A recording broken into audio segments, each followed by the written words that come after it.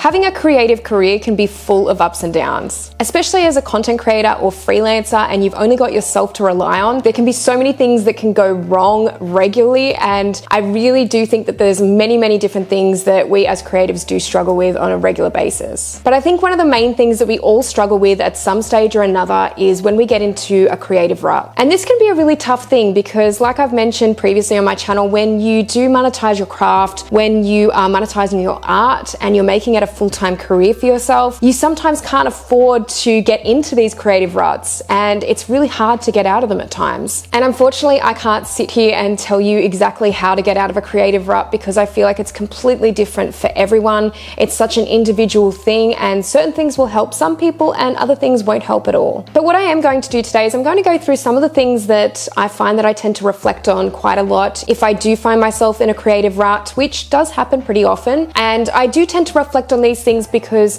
I think about some of the things that I can make changes with. And sometimes you can make all the changes in the world and you'll still be in that creative rut. But I think the best way to think about it is to kind of set yourself up for success in any way that you can, and then hopefully the creativity will follow. So for those of you who are new here, hi, my name is Kaylee and I'm a beauty and fashion photographer based near Sydney, Australia. But I'm also a content creator, and I recently started this channel a few years ago to talk about all things freelancing, content creation, social media, and business. And as I mentioned in today's video, I'm going to be going through some of the things that I feel have helped me get out of a creative rut in the past, and maybe some of these things you'll be able to take away for those times that you do fall into a creative rut too. So one of the first things I really tend to think about when I'm feeling really creatively stifled or I'm feeling like I'm in a bit of a rut is actually considering my environment. Now, this can be a really difficult thing for a lot of people to do, but it can mean different things. And I'm not just gonna go out there and say that, for example, traveling is the way to go every time you fall into a creative rut. Go travel, because I know that that is not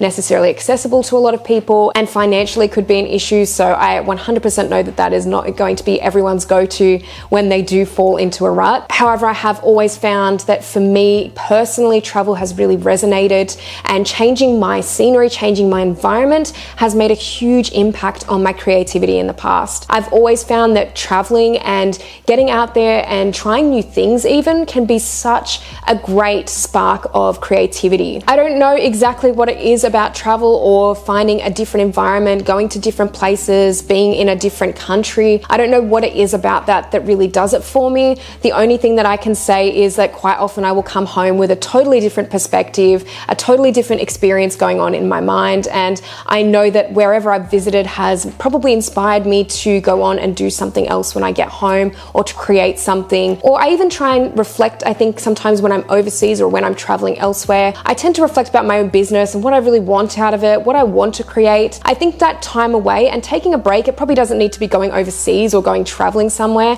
but taking a break away from your own home office environment, whether you work at home or whether you do a lot of your work in an office elsewhere or a studio for that matter, wherever you work, getting away from that workspace in some form or another can really help to spark that creativity again. I also think paying attention to things in your own work environment, so where you're actually working at this current point, paying attention to those things that can make it a nicer environment to be in, or something that could eventually spark creativity. So a couple of things I really like to do when I'm feeling a bit creatively dull and I want to kind of spark up my environment a little bit and make myself a little bit more relaxed and a little bit more at ease in my work environment is I start to look at some of the things that I can change. So sometimes I'll just do something as simple as burning a candle. I will listen to some lo-fi music. I tend to find that that really helps my creative juices flow. I find it helps me think a lot more as well. Having music sometimes that's just instrumental, I think can be really relaxing. I also like to make sure my work environment is clean because I have a habit of being really messy in my home office,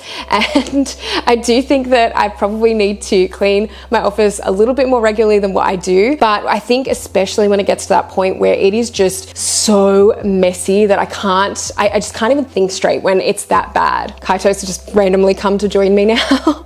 But as I was saying, I think my home office especially, I always need to make sure that it's in a relatively tidy state if I'm wanting to really think more and to be more creative, because the minute that it is just overflowing with crap or there's messiness everywhere, I do tend to find that that affects my ability to think well, just knowing that that stuff is there. So keeping kind of like a clean and tidy environment always helps. Also just adding nice touches to my place of work. So making sure I've got some plants around, I think that always helps as well. And just kind kind of like having a nice design element. I think I've always really enjoyed interior design, so making sure that my space is really inviting and it is relaxing and it's not a space that I'm going to walk into and feel overly stressed. I think that's really important, especially when I do find myself in those creative ruts. But as I mentioned, even doing something as simple as going to the library for the day to work, or going to a cafe if you have that ability, if you are working remotely or you're working from home, that's always a really nice way to be able to do some of your art or some of your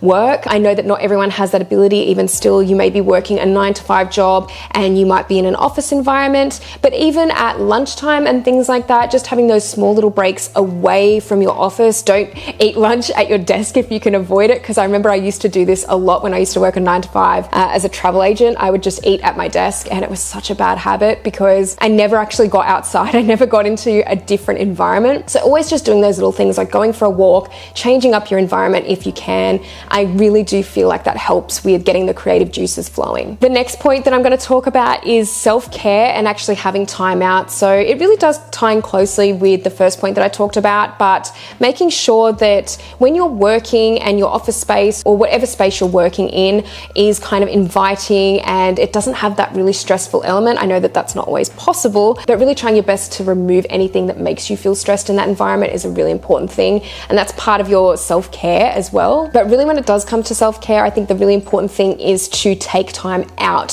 from your work, take time out from your craft, really just focus on yourself and do things that make you happy, watch TV shows that make you happy. It really can be anything that you enjoy outside of art, outside of doing those things, because as we all know, at times art tends to reflect life. And I think that if you're not out there living life and you're just trying to always create art, it can be really hard to get that inspiration. So always making time for yourself, making sure that as well, if you are a freelancer or you're a content creator working from home, you really do have those breaks throughout the day, and make sure that you're just having time away from a computer, from social media, not really paying too much attention to it 24/7, because I think that that can really not only affect your sleep, but it can affect your mental health and how you see things creatively as well. This is not always advice I think that I've taken on board very well, and I think it has taken me a long time to realize that, okay, I'm allowed to have those breaks throughout the day, especially with working from home. I'm allowed to take time out and actually not just focus on work 24/7 as a freelancer. I think when I first started working as a freelancer full-time, the main thing for me was like, I always felt like I had to be at my desk. I always had to be working. There'd be times where I'd start work at like 8 a.m. in the morning, 9 a.m. and then I would be there still at 7, 8, 9 o'clock at night. And sometimes I would think to myself, like, why did I become a freelancer if this was the kind of work schedule that I was going to create for myself, where,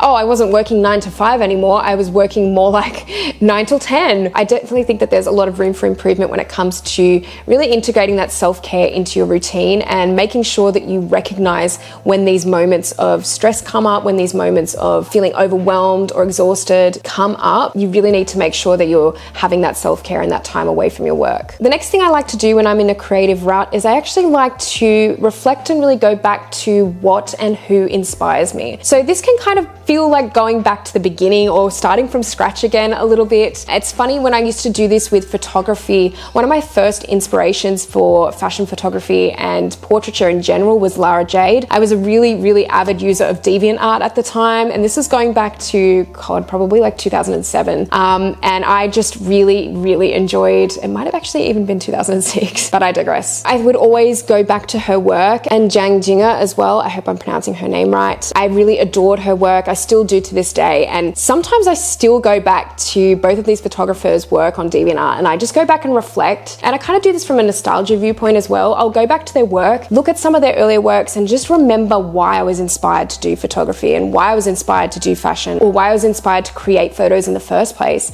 I would look at their stuff and I'd remember how I felt as a 15 or 16-year-old seeing their work for the first time and getting so unbelievably inspired by it, and to the point where I wanted to make it my own career. And that inspiration never really left, even to this day. So I find that having that nostalgia element too, anything from your past that can really bring up those feelings of, oh, this is why I started this craft, this is why I started doing this particular creative pursuit, is a really good way to start finding your creativity again. And this can be also finding new inspirations. It doesn't have to be just your past inspirations as well. It's always good to go and find new inspiring people out there that you love their work and you can follow them. I do find that there's a line though with this. You don't want to be following too much or too many people, because when it gets to the point where all you're seeing is amazing work, you can start to feel bad about your own work, which I've definitely experienced in the past. It's really selecting those amazing inspirations for yourself that you feel can really propel your work further and not hold yourself back. I think a really good way to do this sometimes is I just go on Pinterest as well, and I'll just go on Pinterest and scroll for days and just see some of the works out there that kind of inspire me. I'll create some different boards,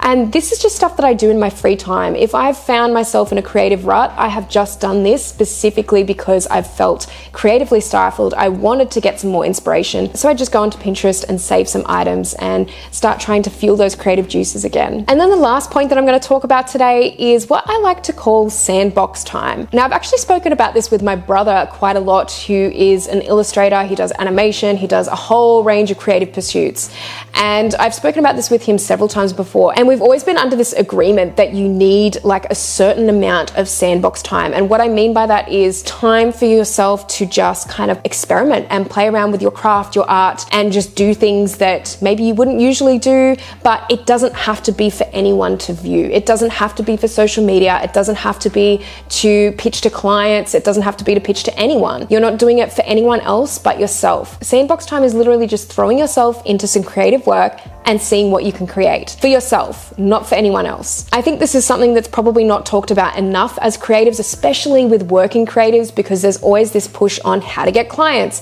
how to do work for clients, what clients want. It's always about what the audience wants. When you're a content creator, it's never really about what you want. So I think having that sandbox time, I've spoken about having balance between doing the things that you want to do and also creating things that are going to help you make a living. So I think again, there's that balance there of needing to do both, and sandbox time really helps fill that creative void sometimes. So I really hope you enjoyed this video today, and let me know your thoughts down in the comments section below. What do you feel helps you get out of a creative rut, and what would you recommend to other people? Because I would love to hear other people's opinions on this, and from your own experiences as a creative, I would love to hear your thoughts down in the comments section below. If you like this video, please give it a thumbs up, and if you haven't subscribed to this channel, make sure you do, because I'll be posting a lot more in future. But thank you so much as always for watching, and I'll see you in the next video.